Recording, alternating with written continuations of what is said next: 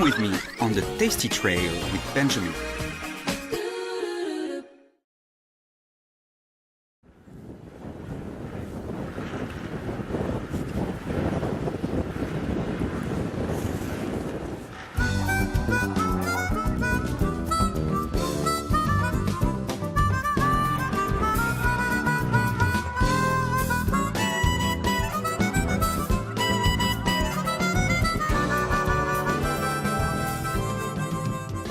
The snow is wonderful today.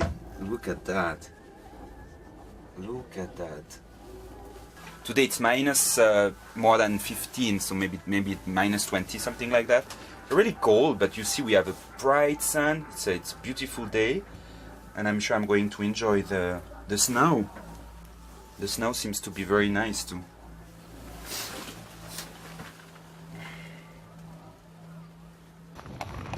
Hey!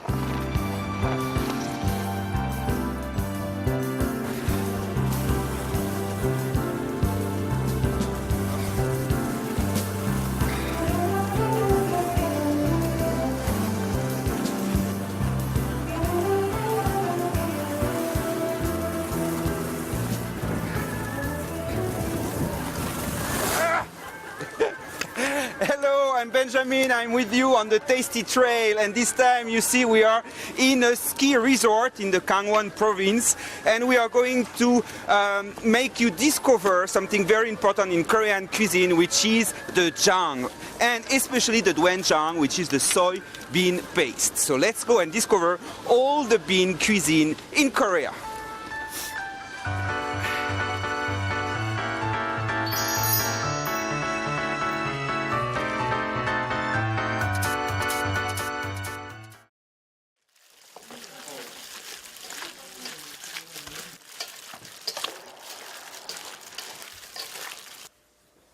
Look at what I have in front of me. That's absolutely wonderful.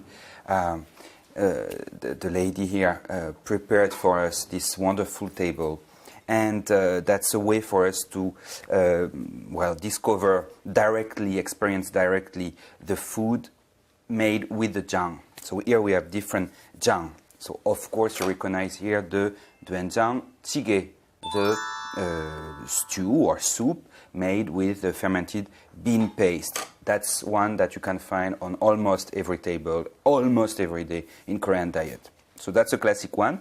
I'm going to pour some of the soup in the bibimbap. So some of the soup in the bibimbap. That would make something even softer, and if it's already possible, even better.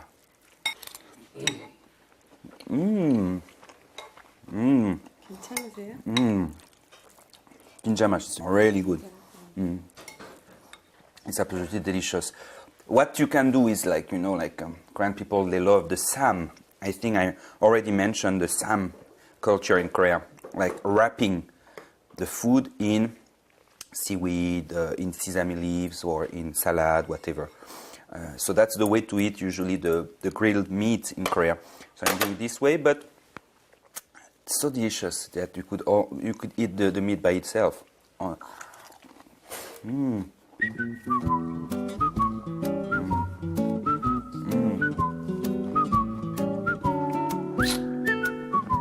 As we do in France, you know. Delicious. Delicious.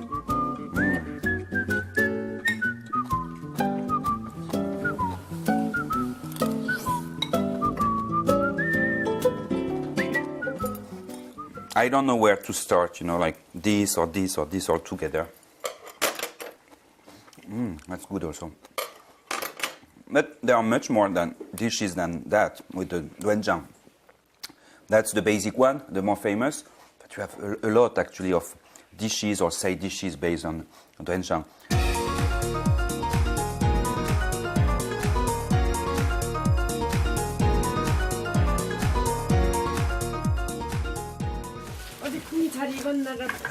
Wow! The soybeans are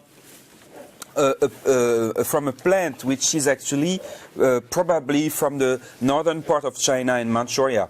So it means we have had these soybeans for a long, long time in Korea. The technique of all the fermented products may have come from China, but Korean people made their own recipes with the time. Now we are going to bring the beans to the mortar over there, which is called cholgu. Okay, so we should do it when it's still warm. Okay.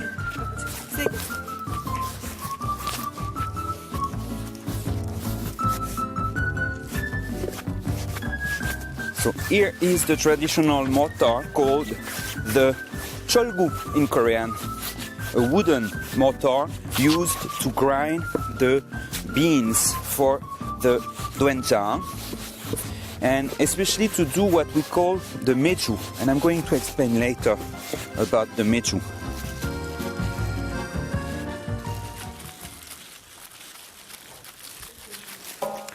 So now we are making the meju. So what is a meju? Meju, you have one just in front of you. This is the block of the beans which have been boiled, ground, and then, as you see, pressed in a mold to give them the shape of the block. Okay, so I'm going to do like our host. I'm going to go on it, but I'm so fat that I hope I won't break the mold. 내가 너무 무거워서 틀 터질 것 같은데. 그렇죠?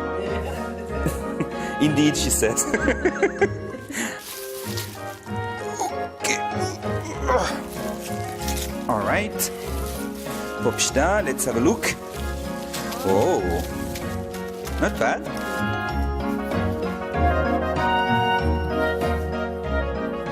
You need absolutely, around the meju, some rice straw rope.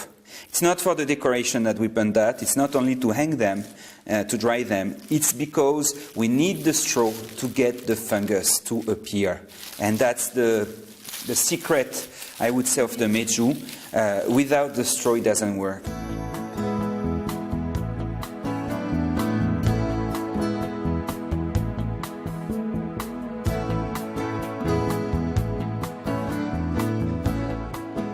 That's the final result.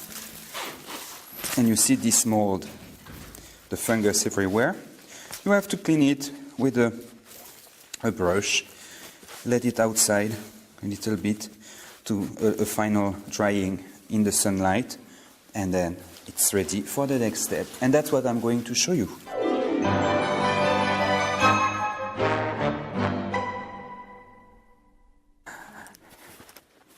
So now it's time to put in the big jar with the brine. You know, we have prepared the brine, the salted water. It's time to put the meju, the block, which has been kept for a few months inside, breathing, and clean a little bit and dried in the sunlight before putting it in the water. We are going to put also some jujube, Korean date, the techu, and, very important, warm charcoal, because it's a smell absorbent. All right. So it's to clean, to absorb. And after, we can leave this brine with the meju and all the stuff for a few weeks and even few months if you want to make a special kind of soy sauce. And after, we take this out. We take the meju out to have the doenjang and the kanjang, the soybean paste on the side, and what is left over is the soy sauce.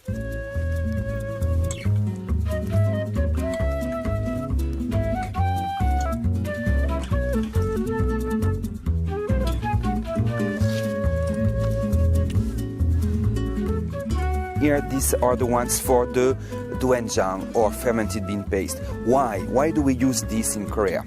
Well, there is a reason. It's because this is made with clay, earthenware, and it has a special property. It breathes, you know. The dog is wonderful because it allows the food inside to breathe and to, to have a good ventilation and then a good fermentation, because all these products are based on fermentation.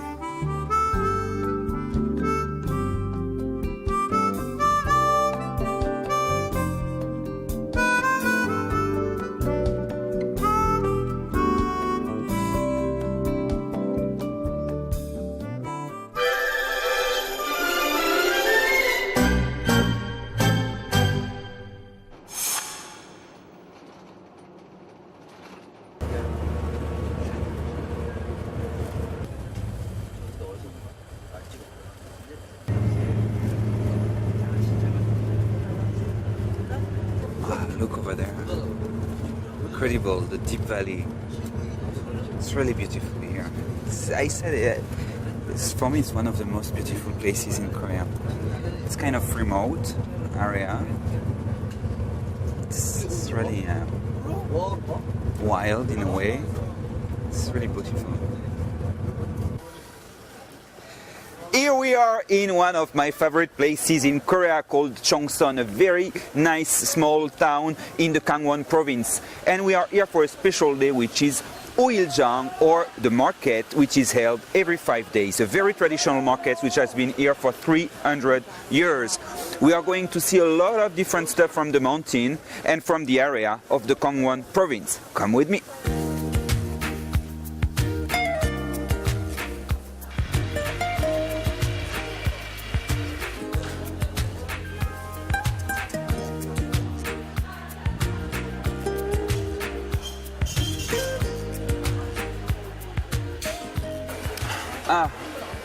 Over there we have some beans, especially the peanuts, some corn. You know that Gangwon province is famous for the corn. You have here the oksusu in Korean, the small yellow and red one, very cute. It's more for decoration, I guess. Wow, that's a nice, interesting place. It's the place for the jangaji, the Korean pickles, mashito. Very good, she says. Well, you know, here we are in front of the jangaji shop. Jangaji is something very important in Korean diet. Most of them are cooked with soy sauce. Soy sauce, adding a little bit of vinegar and sugar. But you have other ways to do the jangaji. For example, you can use only salt, like a brine. You can use only doenjang, you know, the bean paste, fermented bean paste. You can use also gochujang, which is the red hot chili pepper paste. What else? Some stuff is kept in sugar, but it's not very common. The most common being, as I said, soy sauce, doenjang, bean paste, or the gochujang. It's one of the most important dishes of Korean diet. It's what we call a meat banchan. What is meat banchan? It's a banchan that you can keep for a long time. So jangaji is one of the meat banchan, and the bean banchan is one of the most important elements of the Korean table.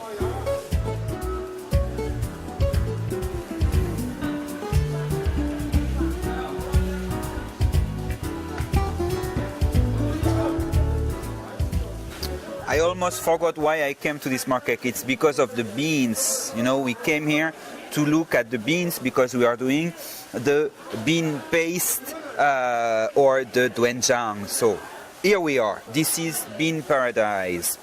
We have a lot of different things here. Let's go to the hero of the day, which is what we call in Korean kon, or baektae, which is the soy bean. The scientific name is Glycine max. It's not the family of the beans we know from South America, which are phasolus. Over there you have a phasolus. These ones come from South America. They were completely absent of the old world until the discovery of America. But the ones that we found in Asia, and actually they are from maybe originally from Manchuria, are these ones. So the white bean, which is used to make the doenjang or the fermenting bean paste, and this one is the same, except that it is black. Huk te, bek te. Bek for white and huk for black. And here we have one which is very typical of the area. It's called Chwinuni Kong, which is in Korean meaning a bean which has the shape of a mouse eye. It's very poetic. The Kong in Korean, or a more official name being Baektae, which is the soybeans. You see the size, you see the color. That's what is at the center of the ASEAN diet, actually. Not only Korea, but also Japan and China, of course. Because in this one, it's actually the most proteinous vegetable in the world. You have a lot of proteins inside of it. So that's absolutely necessary to the Korean diet, because since people don't eat so much meat or fish, even if they do more and more, of course, but basically they need proteins, and especially in wintertime they find it in all the food derived from the beans, the soybeans.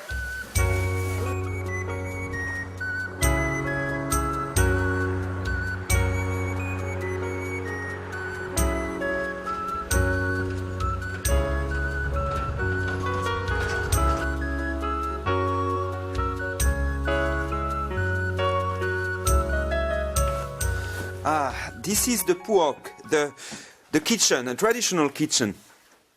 But it's quite interesting because you can see here, this place, you have the agungi, which is at the same time the fireplace and also the stove. You can see here the iron cauldron where the rice or the soups were prepared.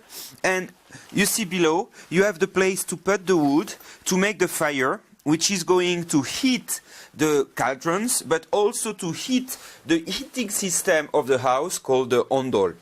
So this is a very clever system, and this is the place where the food was made as well by the women. So you see it's almost open to the outside. It's half inside, half outside. It's warmed only by this place. Here you have the metol. The metol, it's also a kind of mortar used to grind, this time, the beans for the dubu or tofu, the bean curd. That's the main, maybe, elements of this kitchen.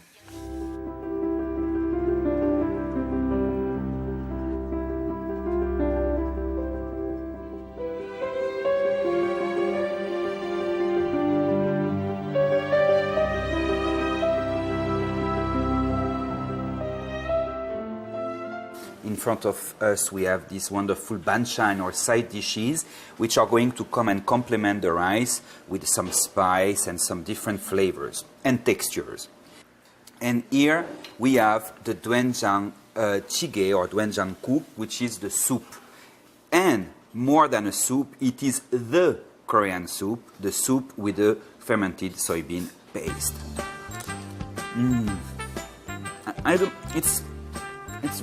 It's a pungent flavor.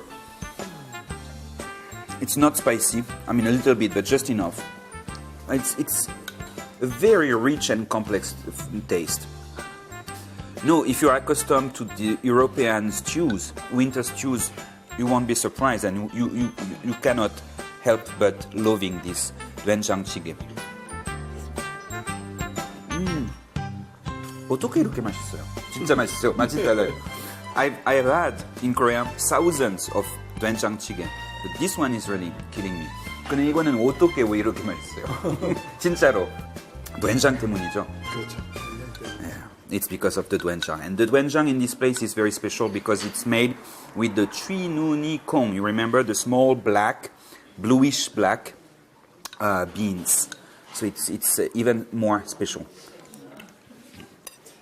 Here we have the jongkuk, the base of this soup. So once again, it's soybeans which have been boiled and let to ferment, and allow a fungus to grow on them, making it, like you see, a little bit like sticky and funky.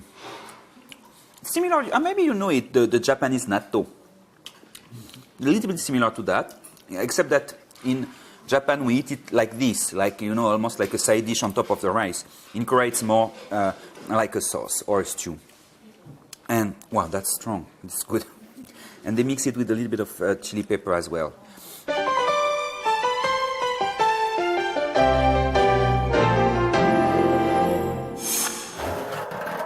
Wow.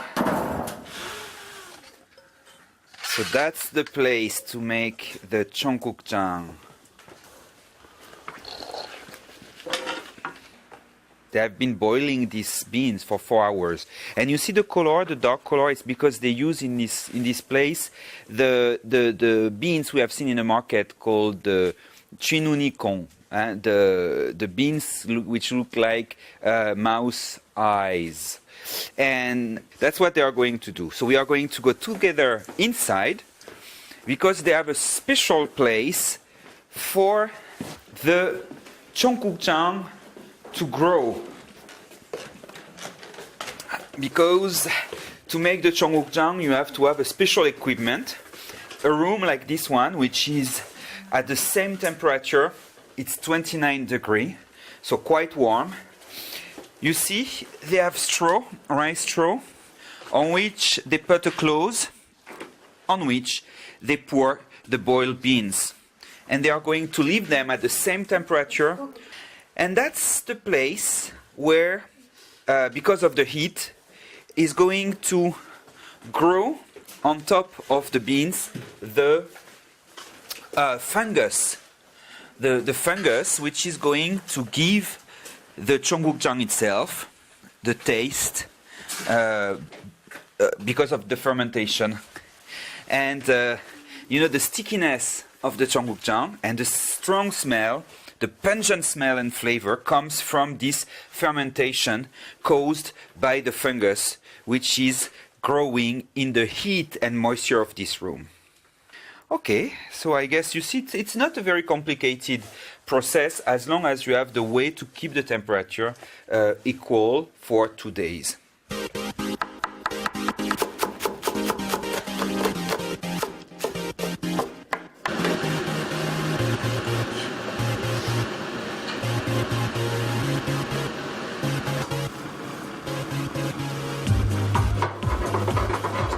First, it's good.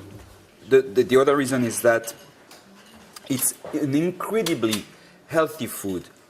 Actually, what is sure is that it has a lot of effects on preventing high blood pressure, heart disease, and all the problem with your arteria. And some people say that it has also some detox effect, especially on people who smoke or drink too much. On a regular basis, of course, it can have wonderful effects on you. And I'm going to work on that. I wish we could find more often this kind of taste in Seoul.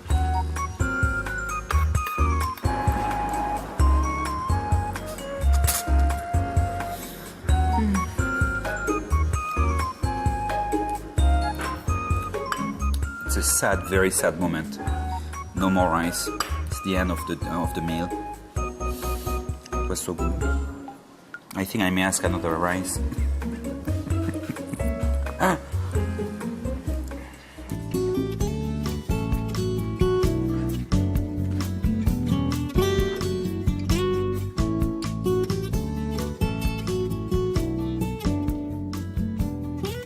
Jang is the source of all flavors. If the taste of a house's jang is not good, even if there are good vegetables or flavorful meats, one cannot prepare good food. This is a quotation from an old 19th century Korean cookbook, and it shows the importance of the jang in Korean cuisine. You understood, I guess, that this jang or soybean products are not only good but also very healthy. And they are, you understood as well, the center of the Korean diet. So I see you next week for another episode of our Tasty Trail with Benjamin in Korea. Bye.